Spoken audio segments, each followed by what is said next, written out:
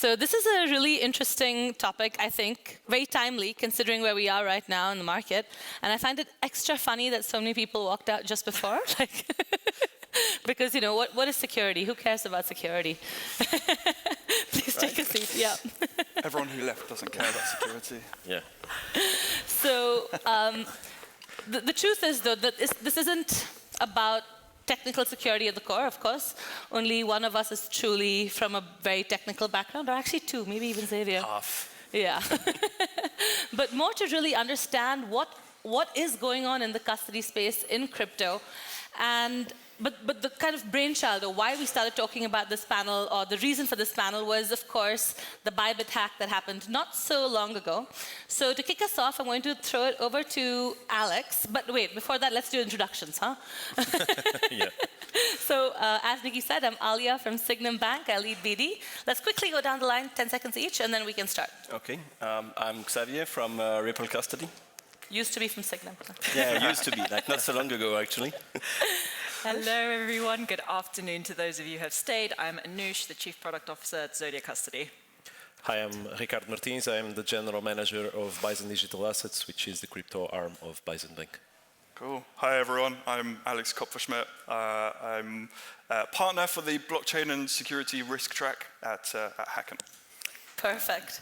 And as you can see, I'm really excited about this topic. I wanted to start right away. So I'll throw it back to you now, Alex. Give us a quick update about what happened at Bybit and how did we lose 1.5 billion? 1.5 billion.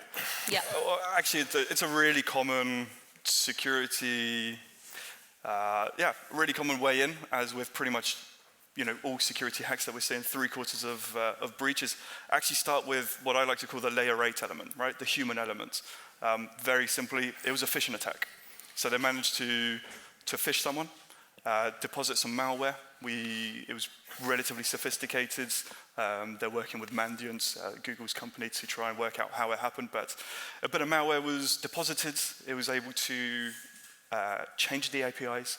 They had access to the AWS console, changed a very simple couple of lines in the UI code. So it was a delegate call, and the moment that an authorized party within Bybit signed a transaction, they were able to take ownership of that wallet, and instead of it being sent to the Bybit cold wallet, they were able to do what's known as batch withdrawal. So sent lots of small transactions that wouldn't necessarily be noticed by their automated systems, and disappeared to thousands of individual wallets. 28% of the funds are now going to be totally unrecoverable. Went through OKX, which then kind of saw it, shut it down. A bunch of it's gone through, other decentralized exchanges. But it's a common thread, right? It's a phishing attack almost always, and it's access control. And it's that easy, hey? One employee and one piece of malware. But maybe Xavier, what are the other sort of very common vulnerabilities we see with custody solutions? Yeah, so thank you for the question. So very recently, what we have seen as well is that a lot of different attacks have actually involved smart contracts interaction. Like if we look, for example, just I think 2 weeks ago, we had an attack on the Cetus network, which is a subnetwork of SUI. A DEX there. About, I think, 200 million were originally stolen. The network intervened quite rapidly. They blocked it, and at the end, I think about 60 million was stolen. Not Bybit size, but still a very big one. And by the way, they did not even have to attack the contract. They just exploited a very dumb mathematical mistake that was not audited. And that will bring me to the second hack that happened actually, I think 1 week ago, that was on the Cork network. About 12 million were actually stolen, again, just from a mathematical mistake. So what is the common element between those two? It's just they were not properly audited. I'm quite sure Alex has a lot to say about this. So they actually received a rubber stamp from the audit, but the piece of code that was malicious was not audited. It was out of scope. So maybe now the 3 words that are the most expensive in DeFi is out of scope. Yeah. Amazing. Alex, anything to add to that? A lot, yeah. So, we've been in the game since 2018. So we've done, thousands of smart contract audits. I don't like the word audit, because we don't have a framework. The problem with, smart contract security assessments is it's so varied in terms of the different ways in, the different ways out. Everyone's always looking at, what's already been hacked, how has it been hacked? And in Web3, we're really good at making things really complicated for ourselves and how we talk about it. But we're always just focusing on what's on-chain. And we forget that the majority of these are actually what's happening off-chain. It's the off-ramp, the on-ramp. It's how developer keys are being handled, how custody keys are being managed. Who has access to the keys? Who has access to the funds? How are they accessed? Who has access to the GitHub, the AWS environment, the Docker files? How are these being controlled with the uploads? And it wasn't actually Bybit who Bybit were in this instance, were the victim, but it was Safe Wallet, right? It's a Safe Wallet UI that was attacked. So not even a smart contract, UI. It should still be in scope. And using an external provider then also exposes you to whatever audits they might have done versus also what was out of scope for them. Or lack of, right? And at the end of the day, this wasn't even a Web3 security issue. This is a traditional cybersecurity issue that was not addressed. Yeah. If I may as well, I think the thing that's not talked about enough in the space is just the simple concept of what you see is what you sign. There is just a plethora of people signing transactions that they have no idea what those transactions entail. Smart contract interactions with exactly the same thing. I feel like one of the big things that we need to work on as an industry, as technology, as developers, as working together with obviously the business and the industry itself, is just trying to rationalize what exactly are you signing, because the amount of times that this still happens today, the amount of RFIs that there are that do not ask this question, and people that blindly sign transactions, entrusting in some cases custodians or wallet providers without understanding these practices, I think that's one of the core principles you really need to get to the bottom of. Absolutely. I mean, looking at transactions and maybe even making them sort of human readable, right? Because I can see that I'm signing this address and that address, but that doesn't actually mean very much, particularly to somebody who's not technical. And I mean, but that sort of leads to the problem that you talked about, where the UI, if it's compromised, then this is where we end up.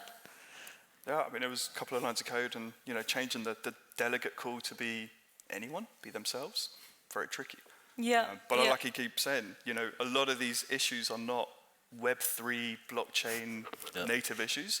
They're access control. They're the same thing that banks have been doing for the last 30 years, right? It's traditional security. It's operational security that needs to be looked at. And that's a very good segue, actually, to my next question, which is, banks have obviously been doing this for a very, very long time, and maybe, Ricardo, this one I pass back to you. In the sense that, obviously, operational security is something that you guys have tons of steering committees and a whole departments and external providers and all of that dedicated to, right? Yeah. But how do you sort of see the approach to protecting yourself against these types of issues? Yeah, I think my view is also always a multi-layered approach. I think everything that has been said this far is true, but the way to see it is on several layers, right? So starting from the very physical layer itself is also important with regards to security, network, infrastructure, data, applications, and governance is also important. Operations is also very important, but kind of in the mix of the operations, I think that the human factor is one of the layers that I still think that is widely overlooked. I mean, you can have a bunch of complex and very robust, from the technical side perspective, things, but what we often see, even on the latest, biggest hack, it ended up being something that somehow, some way, there was some credentials of someone that were compromised, probably just one guy that was a little bit sloppy, to say the least. But it's very difficult, right? Because the bigger you are, the most difficult it is to control this, because you're only as good as your weakest link, and that weakest link can be in any of these layers. But we often see that it is on the human factor. Even and again, I agree with you. It's not really, in many cases, a crypto thing or a digital assets industry thing. Even the Coinbase recent leak, it was a data leak, but again, it was not on a bad procedure, but an employee or a bunch of employees were bribed to give some sensible information or access to that information. And again, that is a big challenge. The more you grow and the more decentralized you are and working with people around the clock. But so it's very, very important to look into that, to provide education. And education is not just doing some sessions of 2 hours every 6 months on cybersecurity. It's also important having some refresher. But for instance, on the latest hack, we gather around risk, cybersecurity, IT operations, because the first line of defense is very important. And we actually took time to make sure that everybody was on the same page about what was already known about this hack, that it was very important, was one of the biggest hacks. Having an introspective, looking into our controls, and see possible other angles that could happen, and if there are things that we need to improve. And that's the real education, is on a day by day, because this is also constantly changing, and the next hack will probably be something completely different. And it's always an important race towards being as much prepared as possible, and never think that we are already in a very, very good standard, because it's a constant game. Absolutely. Maybe now pivoting a little bit away from the technical side to more looking at the structural differences, right? Because now we have many different types of custodians in crypto. We have traditional players like you, Ricardo, and then also people who are maybe more dedicated specifically to crypto custody, like Zodia. What are the key differences between these types of custodians, and I guess also your approach to custody? Anoosh, maybe. Absolutely. So I think there's a few areas where we share more in common than not, right? The way I like to think about it is breaking it down into 3 pillars. So legal, operational, technical, right? From a legal perspective, seeing as it's a Friday afternoon, we can be a little bit spicy and say more than we should, but essentially just giving you a little bit of a backstory about Zodia. How we started this business going back 6.5 years ago, we took the securities services agreement for Standard Chartered itself, and that was essentially our baseline document to draw up our own client custody agreement. So from a legal perspective, obviously the differences are you're trying to prove ownership of not just the asset, but actually the power of control over the key, right, that then provides the access to the asset itself, and essentially when that private key can be applied by the custodian on behalf of the client. So it obviously varies by jurisdiction, it varies by region, right? It's a very tough one that at the end of the day, I have to say that's an area that clients, when you're picking a custodian, you really have to, again, make sure that is watertight, right? Because at the end of the day, if you can't exactly prove what you have ownership to, what happens if the custodian is not there tomorrow, right? There is significant concentration risk in the industry that, again, not many people speak about, right? I'm not sure when the time will eventually come that we realize that risk resilience, this is critical, right? Supporting new chains, new protocols as well, that's great. We love innovation. But look at the concentration behind it. How many validators are in that network? Is it controlled by a pool of parties that are in one region or one jurisdiction? Many a time it is. And we just have to remove the hype and the excitement, which is great, but we need to think of things a little bit more commensurate, right? Operationally and technically as well, right? As you're thinking about it, there are, I think, many ways of doing digital asset custody. I don't think we help each other as an industry when we use the same word in the industry, but we mean something else internally within the firm as well. Even just a simple statement or 2 words such as off exchange, when we say that out, it means completely different things to different clients and how they interact with different custodians as well, right? And don't even get me started about omnibus structures, which are obviously prevalent and much needed in the traditional space, take that to crypto. Good luck, basically. Yeah.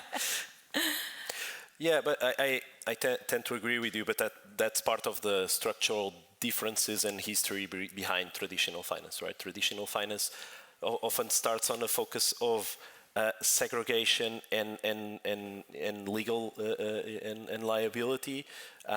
When applied to crypto, there are some important, slight different characteristics that you need to bear into account. But that's also an important part, right? So if I think that I see a journey of maturity, coming from a lot of players, of course, and sitting on this panel. But it has been a journey where the very first or more, let's say, crypto native custodians often blur the lines between like ownership, control, and liability, right? And on the traditional side, or at least on the bank side, one thing that we often treat this on a legal perspective is making sure that the assets of the clients are not on our balance sheet. That's written on the terms and conditions that they are the ownership of the client, although we are in control of those assets, and that needs to be very well stated for the sake of the industry, the sake of good standards. No one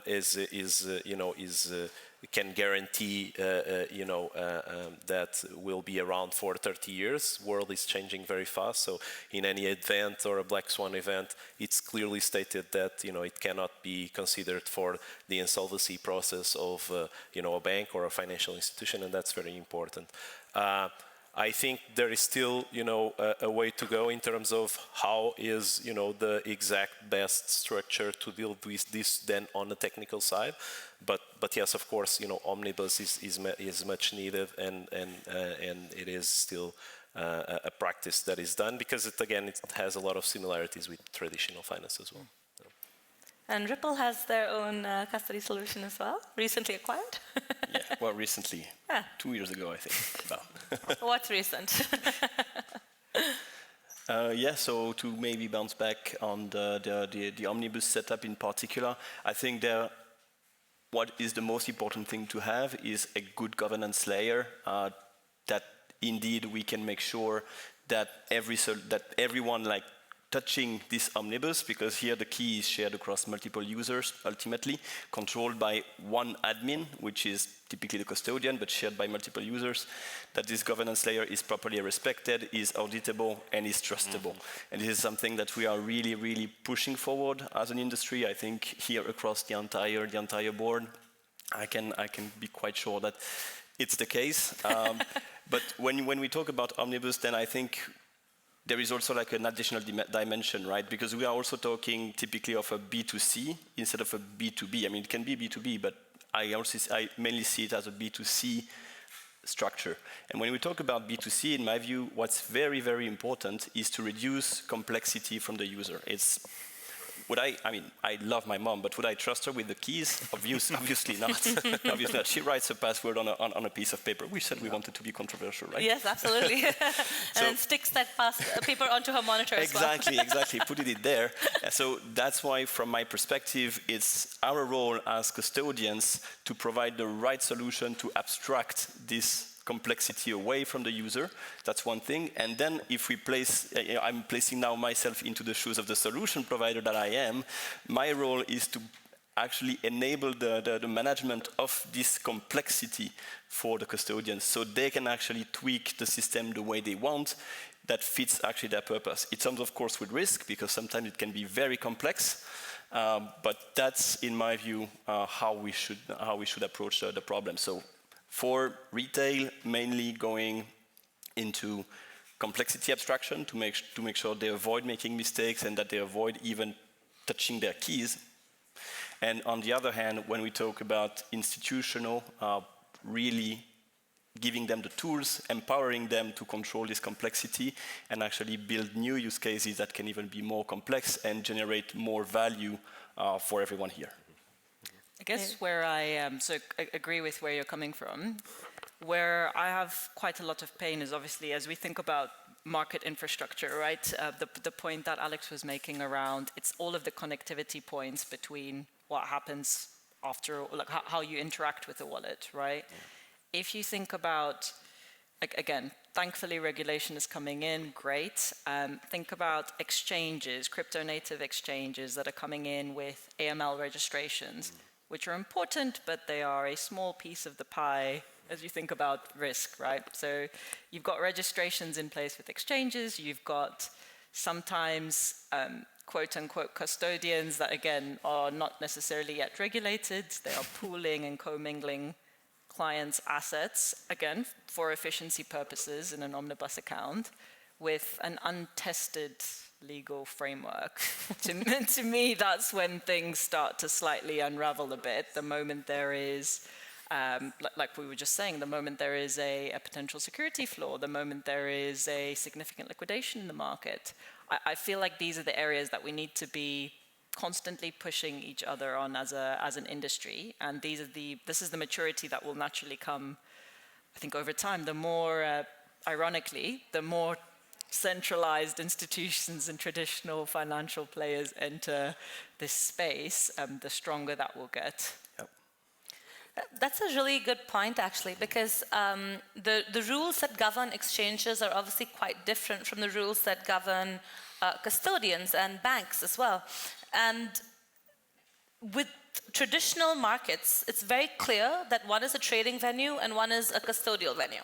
In crypto, these two things are conflated, and that's been sort of the case in the industry, and we've seen that blow up multiple times, as Nikki mentioned, with FTX as one example. But is this something now that we're going to see moving closer to us in crypto, or are there specific reasons why this doesn't really work? Who wants to kick it? I can also say that, to go to the point or picking up on the point of regulation, I think it actually helps. I mean, of course, that regulation will not be perfect, but it's important that it exists, okay? If FTX had happened where, MiCA was already in place for a long time in Europe, I think the history would be already very, very different. Of course, that it also goes to execution of that regulation, which is another topic. But even, with the recent, examples where you have also, points of failure on third-party service providers, you also have the DORA, right, which is the Digital Operational Resilience Act, which demands that you have a lot of due diligence on critical third-party providers that work with you, that you need to also measure continuously their list of controls, that they have third-party assurances as well themselves, either having certifications as well as SOC 2 or assurances reports on the SI. And I actually think that this adds value to the space. And it's a matter of time until a lot of exchanges, smaller, larger, will need to do the same things that has been, more or less the standards of operations on the banking. So I think there will be some level playing field there for the good side. It does not solve every problem, but that's also important. Not to be, again, sorry, I'm on a controversial Love today, it, absolutely here for it. I feel like sometimes we fall into this trap of, okay, they've got SOC 2 audits. Again, we were speaking earlier about the smart contract audits. It's obviously a great first step, but it is not the be-all and the end-all because of exactly what we mentioned at the start, which is scope. Plus right? one on that. It would be so great if we could come together as an industry and have a standardized, rather than all of us having 100-page RFIs, RFQs, to essentially come together and say, this is one standard industry-wide assessment of how you look at security, right, of an MPC system, of TSS, of HSMs, right, and to try and build a little bit more of rigor in there rather than all doing our own thing, right, at the end of the day. I have to partially disagree with you on the point that SOC 2 is a great first step.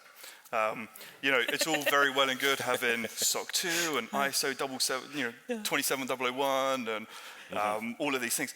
But for the most part, and if you speak to any CISOs, they will tell you it's a tick box exercise. Right? They are just getting someone in saying, okay, have you thought about this? Yes, we have. Have we thought about this? Well, Yes, we have. I'm curious to know, who here is responsible for security in their organization? Just pop your hands up. 1, 2, 3, 4. Okay. You are all responsible for security, right? You are all responsible for managing your own passwords. You are all responsible for, being cautious on, links that you click, where you enter your credentials. How many times do you enter the same password that you use professionally for your own personal accounts, right? I implore all of you to go on haveibeenpwned.com, enter your email address, and see how many times your email addresses have been found in a data breach. Because attackers who are going to be trying infiltrating your network are going to bank on the point that you are lazy and you are reusing passwords, right? So what can we do as organizations? Well, we can create what's known as defense in depth and have multiple layers, right? Information security professionals can't rely on tooling to always help them, but actually they are there to help. And as we all know, security is hard, right? Those who are responsible for security know that it is really, really hard. So whilst having things like SOC 2 and ISO 27001 is a requirement to do business with a lot of organizations, you should not be starting a business and immediately going, hey, we need to have ISO whatever, and we need to do this. You need to understand what does your perimeter look like? What does your attack surface look like as a business, as an organization? Do you have remote users all over the place? Well, how do you know that your developers are actually working for you and aren't working for Lazarus or whoever, right? Do you have any malicious insiders? Is your CTO, do they have admin access to their own laptops? They shouldn't. Who can control the uploading of new code to AWS? These are questions to start looking at, creating multiple layers of security. So if someone comes in and enters their credentials and has access to the AWS environment, that they can't automatically then upload it without someone else approving it. I mean, that seems like almost basic, right? To have like a 4i principle on deploying code. And I mean, I'm more on the sales side of the business, and it's a constant fight with IT security, because if they had their way, they wouldn't let us have like LinkedIn profiles, because the LinkedIn profile makes you a public target, effectively, right? But also you need to do business, otherwise what are we doing here? Yeah, but Aliya, just actually, just to be a little bit more controversial. Love it. in the traditional finance, even so, and again, not necessarily related to crypto, and we were talking about this during the day. All of us, on the corporates where we work, there is still, at least, to say the least, at least some mentality that, security stuff, that's with the IT or with the CISO guy, and it's not, and the way, and where we're going, it only will continue to get worse. I know that for people that are a little bit less technical, they need to make a qualitative and quantitative jump in terms of notion of these things, but it's very, very important. It's very, very important. The first line of defense is probably the most important one, and there is still this mentality on, like security stuff is not with me, and that's not true. Yeah. We're almost at the end of time, so I really want to have one quick answer from you guys as well on looking at all of these big compromises, right? Or like all these the journey that our industry has been on. What, in your view, is like our best practices that people should really think about when thinking about their custody? And then also, I would love to open it up for like maybe one question or two. So be ready when you have when I turn. But let's start here. Yeah. So for me, there are three things. I think they have already been more or less mentioned. So we have, first of all, like we need to make sure that we have proper key life cycles in place. So how do you generate it? When do you generate it? Where do you generate it? Then you need to know how to use it. And finally, potentially even think of disaster recovery. I'm quite sure here we all have a difficult experience, at least with exercises imposed by MICAR on the topic. Then the second step for me is making sure that the transaction supply chain is super hard, super secure, and by this I mean like you need to have proper governance process, but that's not sufficient. Clear signing was mentioned between the line before, that's something else. We could have transaction simulation, next step for it to make sure that we have this. And finally, I think it boils down to the human factor that is producing the code, we need to have secure development lifecycle. That starts with hiring, as we've seen at Kraken, who actually like really very much dodged the bullet by not employing like a Lazarus engineer. And that boils down to vulnerability assessment, reviewing the code, and doing proper audits. That will be my 3 cents on it. Security assessments. Yeah. So, legal T's and C's, how the custodian signs the transaction, and then a third thing as well is just thinking about the transaction simulations that you said. I think that's the next thing that you should expect to see normalized in a custody solution. Yeah. Ricardo? Okay, not to repeat, but again, I think that all the layers are important. It's a multi-layer approach, but I often see it's overlooked on the first line of defense, and that should be also a priority to complement with everything that you Certainly. said. Alex? Be paranoid. Don't trust. Love it. Yeah. Don't trust anything. Always Verify everything. Ideally, all the first line should be paranoid. There we go. That's hard to get. Yeah. So I saw that we have a question over there. Anyone? And 2. Okay, so there and there. So we're discussing a lot about the technology. At least from what I noticed, the vast majority is going to be hacked by social engineering. So it doesn't matter how many layers it will be. If I manipulate the operator, like he will pass everything. Do you have any ideas, practices, anything that could be applied to overcome? Don't give them access to everything. So that's one way of doing. For me, human will always be the strongest and the weakest link in the chain. Yep. So I think it's just our duty to make sure that we train everyone here to use their keys properly, their system properly. If you use the system properly, in theory, you're fine. That's the problem of the usage. So train. Human, strongest because of the governance process, weakest because of the attack you're mentioning. And over here, yeah. So, 2 things. On the one side, I applaud you for this panel because you had 2 panels before where it was really about the upside of Bitcoin.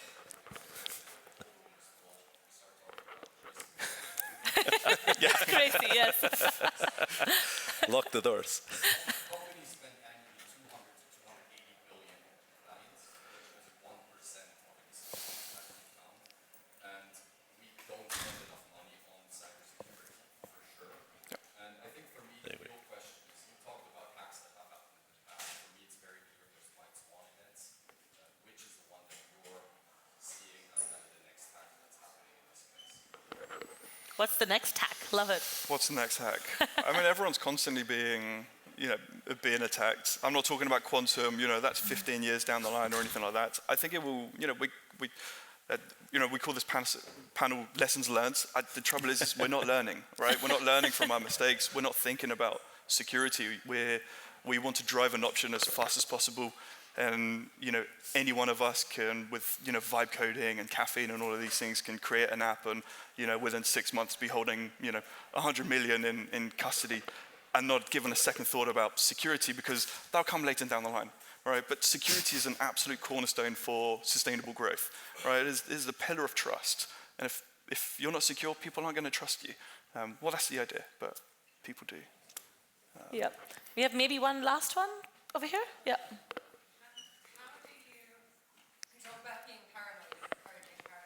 How do you train your team to be paranoid when, as humans, we're really bad at staying alert over large periods of time? Short periods, panic periods, but we get lazy. How do you encourage paranoia? That's a tough one. I mean, Open the Pandora box. yeah, open it completely. I would say as the very starting foundational step, if you do not understand something, do not be afraid, do not think that you're stupid. Ask someone to explain it to you in non-technical language. Until you're comfortable with the answer that you fully understand, don't stop asking questions. I could maybe also answer this one with at Sygnum we do internal phishing training constantly, and it wasn't such a big deal. Like if you did look past it or so. Now they've instituted a 2-hour mandatory training if you get phished with the internal phishing. Yeah, it's terrible. And now you're really paranoid with every email because your system gets locked and you have to go do a training, and it makes me very careful. But essentially, always assume that you are compromised. Yeah. Always assume that there's someone who is sitting on the network who is trying to hack you, and think about, where is my risk sitting, and how do I, if I assume that someone is sitting on my network or sitting in the environment that's going to try and steal my money, how difficult am I going to make it for them to take it? That's the question to ask. Yeah. Right? Assume you are compromised. Assume that you're going to get hacked. Seek help. And so big takeaway, be paranoid. Thank you all so much for all your great insights. I hope everyone learned something and is feeling a bit anxious now and wants to go check on their OPSEC. Big round of applause, please.